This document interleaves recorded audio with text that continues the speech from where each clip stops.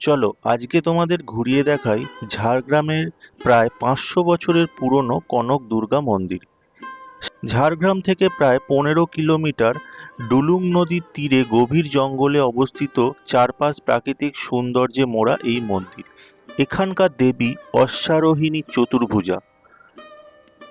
চিল্কিগড়ের সামন্ত রাজা গোপীনাথ সামন্ত এই মন্দিরটি নির্মাণ করেন। স্বপ্নাদেশ পেয়ে দেবীর নির্দেশ মতো রানীর হাতের সোনার কাঁকন দিয়ে রাজা নির্মাণ করেন এই মন্দিরের দেবী মূর্তি।